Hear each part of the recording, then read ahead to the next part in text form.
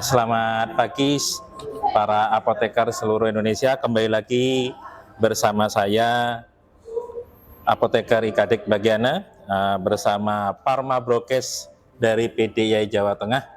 Hari ini kita akan berbincang-bincang dengan apoteker muda yang tergabung dalam Indonesia Young Pharmacy Group. Dalam hal ini di depan saya sudah ada Mas Erik, ya, Mas Erik. Beliau adalah divisi organisasi IYPG Pusat. Betul sekali. Ya, berarti masuk periode yang Periode 2022-2024. 2022-2024. Oke, berarti periodenya 2 tahun ya IYPG? Betul, 2 tahun. Oh ya, Betul. tidak sama berarti dengan periode kita yang di pengurus yang 4 tahun 4 sekali. tahun sekali, betul. Oke. Mas Erik, mungkin ada beberapa hal yang ingin kami pertanyakan kepada Mas Erik sebagai divisi organisasi IYPG.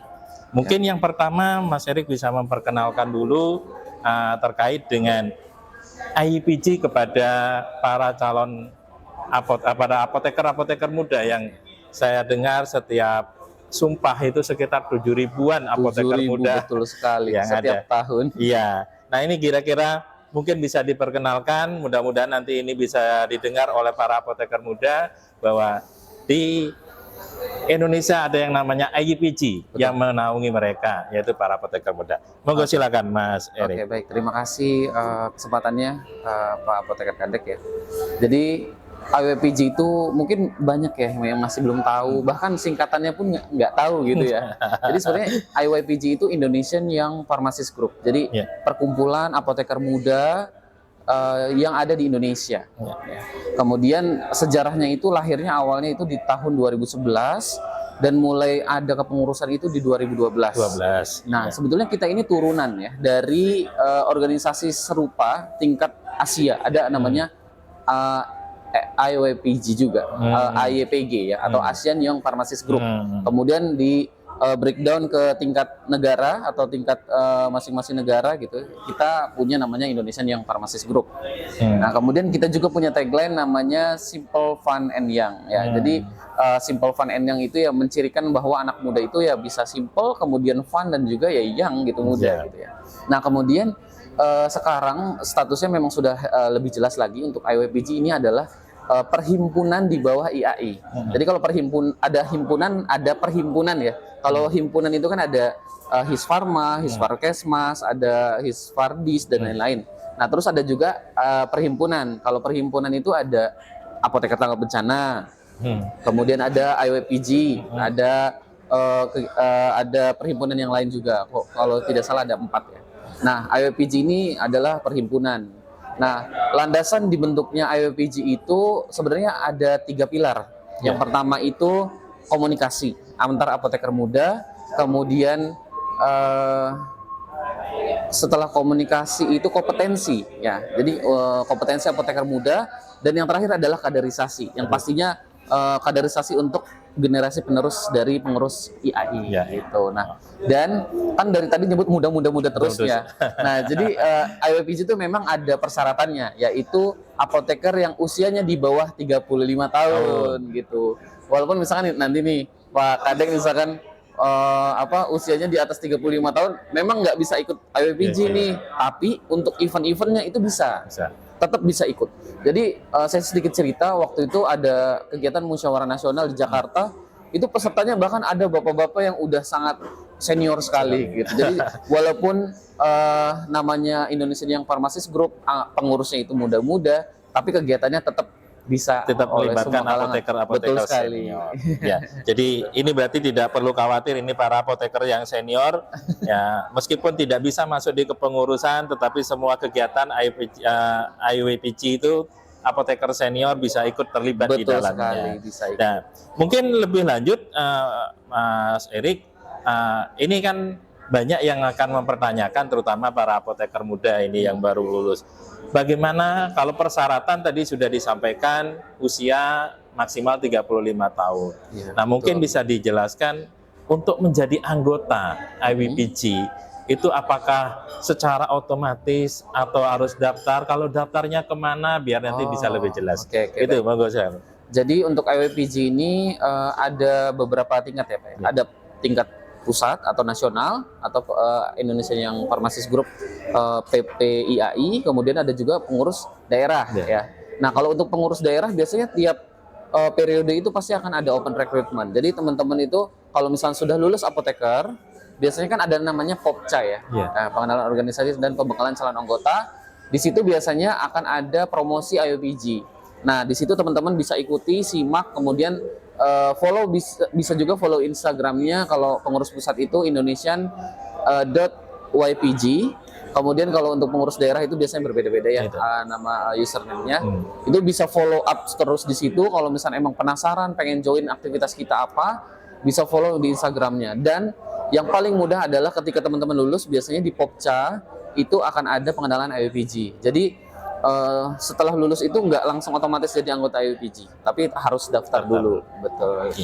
Berarti sosialisasinya kepada calon anggota itu dilakukan pada saat Popca. Betul sekali Ya. di Popca. Nah dan mungkin media sosial. Mas Erik bisa menceritakan selama ini dari sekian Popca yang sudah dilakukan, itu dari IWPG itu sudah terlibat di beberapa kegiatan Popca, Mbak.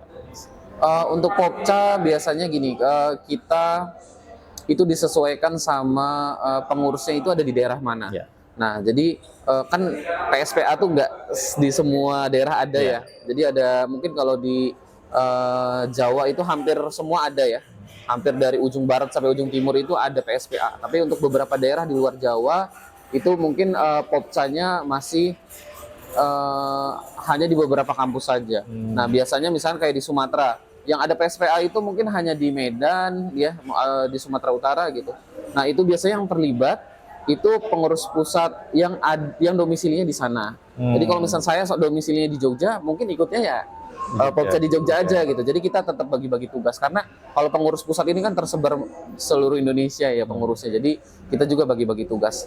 Dan salah satu PR kita juga, kebetulan saya dari divisi organisasi, salah satu PR kita supaya IWPG ini bisa lebih dikenal oleh teman-teman apoteker muda khususnya, itu kita pengen atau rencananya ya akan ada pembentukan IWPG tingkat daerah. Jadi sekarang ini baru ada 26 IWPG di tingkat daerah. Karena kan sekarang provinsi udah 30 berapa ya? Ya, udah banyak banget. Apalagi Papua sekarang udah pecah ya. Pecah lagi, udah ya. ada Papua Pegunungan dan lain-lain. Jadi ini masih kita penyesuaian ya. Itu ada beberapa daerah yang belum punya IWPG. Oke. Berarti sekarang progresnya masih mendorong semua pengurus daerah semua pengurus itu daerah. membentuk IWPG, IWPG-nya. betul. Ya. Karena kalau tadi 26 dari 36 masih ada 10 daerah yang belum. Betul sekali. Ya, mudah-mudahan nanti ini bisa semuanya Amin. ada di masing-masing daerah. Nah, membicarakan tagline tadi yang untuk IWPG, simple, fun dan young, itu pasti.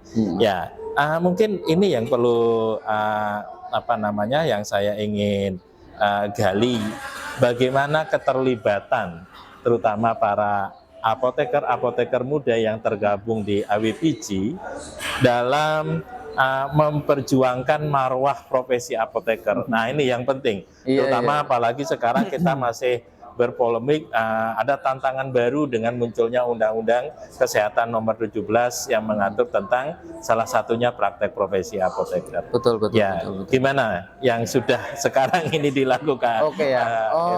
Karena ini isunya ya masih hangat ya. Masih hangat sekali. Jadi untuk Undang-Undang Kesehatan yang baru, memang itu juga menjadi perhatian kami di IWPG PPIAI, dan kami pun masih membahas ini gitu di internal kami, dan mungkin nanti kita akan ada beberapa event nih yang ngebahas ini. Jadi dalam waktu dekat 30 September nanti akan ada kegiatan upgrading dan juga gathering. Nanti di sesi itu akan ada pembahasan tentang peraturan organisasi yang pastinya terpengaruhi oleh undang-undang yang baru. Nah, kemudian nanti juga di bulan November kita akan ada summit dan juga musyawarah kerja nasional di Malang. Di situ juga mungkin kita akan ada pembahasan tentang peran apoteker di pasca terbitnya undang-undang kesehatan yang baru gitu. Nah, kemudian mungkin konkretnya sih yang pasti kita mendorong teman-teman apoteker untuk bisa lebih bijak lagi dalam berpraktik ya. Karena mungkin yang sangat terpengaruhi oleh undang-undang yang baru ini adalah apoteker yang berpraktik di pelayanan. Ya, jadi pastinya kita terus mendorong teman-teman apoteker muda untuk bisa lebih bijak lagi dalam berpraktik, khususnya di pelayanan. Kemudian juga kita masih menunggu ya peraturan-peraturan turunan, dan yang pastinya tadi juga udah di-spill ya di agenda awal itu oleh Pak Rosyid, kalau kita itu nggak perlu menunggu, tapi kita juga harus antisipasi ya. Jadi jangan sampai adanya undang-undang ini malah membuat apoteker-apoteker muda jadi malas berorganisasi, nggak peduli dengan organisasi profesinya atau bahkan profesinya sendiri. Jadi itu menjadi tantangan kami di IWPG, dan harapannya adalah teman-teman apoteker muda bisa aktif di organisasi IWPG. Ya, ini harapan yang luar biasa. Betul. Menurut saya ini memang yang kita inginkan sebenarnya, bagaimana nanti apoteker-apoteker muda yang tergabung di IWPG ini menjadi pelopor untuk para apoteker muda peduli dengan organisasi profesinya. Amin. Dan yang peduli dengan profesinya sendiri. Betul sekali. Iya. Itu yang sangat karena saya lihat sekarang rata-rata apatis gitu. Pokoknya tidak mau tahu, tetapi inginnya yang paling baik saja. Oke. Ya, mungkin yang terakhir Pak Erik terkait dengan peran atau usaha dari IWPG untuk mendorong para apoteker muda itu melakukan praktek mandiri. Nah, apakah sudah ada program khusus untuk arah ke sana? Praktek mandiri. Ya. Oke. Ya, sebenarnya itu mungkin mimpi hampir semua apoteker yang sudah lulus ya. Pasti pengen punya usaha atau praktek mandiri gitu. Namun ada beberapa tantangan kan. Tantangannya adalah mungkin dari segi modal, kemudian juga pengetahuannya, kemudian juga yang pastinya bekal ya untuk melakukan praktek mandiri. Sebetulnya apoteker itu yang disebut praktek mandiri bukan hanya membuka apotek sebetulnya ya. Betul. Kalau dulu saya pernah dikasih tahu oleh dosen saya, sebenarnya kita tuh punya yang namanya pharmacy care gitu ya, atau asuhan kefarmasian. Yang namanya asuhan itu gimana sih gitu ya? Yang namanya asuhan itu kan kita benar-benar peduli gitu, empati gitu ya dengan masyarakat. Jadi praktek mandiri itu bukan hanya sekedar jualan obat di apotek, tapi juga edukasi kepada masyarakat. Betul ya. Jadi mungkin bisa dari hal yang paling kecil dulu. Walaupun misalkan kita belum punya modal ya untuk membuka sarana untuk bisnis ataupun buka apotek gitu. Dimulai dari hal kecil dulu, pelayanan kepada masyarakat, berbagi informasi tentang obat, kan ada PIO dan lain-lain. Itu juga merupakan sudah langkah kecil teman-teman melakukan praktek mandiri. Dimulai dari hal kecil dulu, kemudian kalau misalkan memang nanti ada kesempatannya bisa membuka praktek pelayanan gitu. Ya, itu luar biasa. Betul. Ini harapan kami di profesi apoteker yang menjadi penerus berikutnya dan memperjuangkan marwah profesi ya tentunya adalah para apoteker muda yang nanti bisa memperkenalkan organisasi atau profesi kita kepada masyarakat.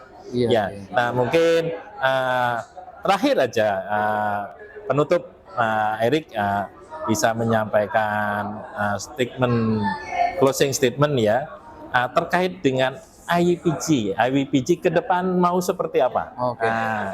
Baik. Mungkin saya akan menyinggung sedikit tentang tema teman-teman pengurus daerah Jawa Tengah pada hari ini. Jadi kan peran farmasi ya pada era farmasi di era 5.0. Jadi era society 5.0 itu kan sekarang kita sudah mengenal yang namanya artificial intelligence atau kecerdasan buatan. Nah, sebetulnya di era 4.0 pun kita sudah mulai digantikan perannya oleh robot gitu. Apalagi sekarang oleh kecerdasan buatan. Yang memang awalnya mungkin tujuannya adalah untuk membantu, tapi jangan sampai itu malah mengganti peran kita gitu.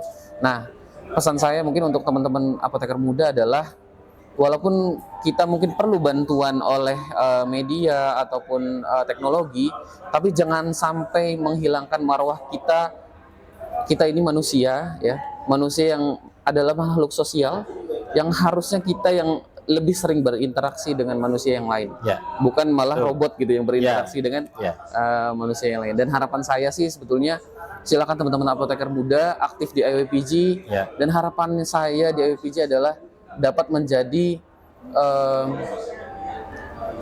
organisasi yang aktif, kemudian juga dapat membranding apoteker dan dapat menjadi rahim yang melahirkan orang-orang hebat. ya. Gitu. Ya, luar biasa. Ini harapan kita. Sekali lagi para apoteker muda seluruh Indonesia yang kemarin mungkin sudah banyak yang disumpah jadi apoteker, silakan bergabung di IWPG, memperjuangkan apa yang menjadi cita-cita besar dari para apoteker muda, sehingga menjadi peran atau profesi kita menjadi profesi yang bermartabat ke depannya. Saya kira dari tim broadcast PDIAI Jawa Tengah, saya akhiri karena ini akan mudah-mudahan ini bisa memberikan support yang cukup besar buat IAI.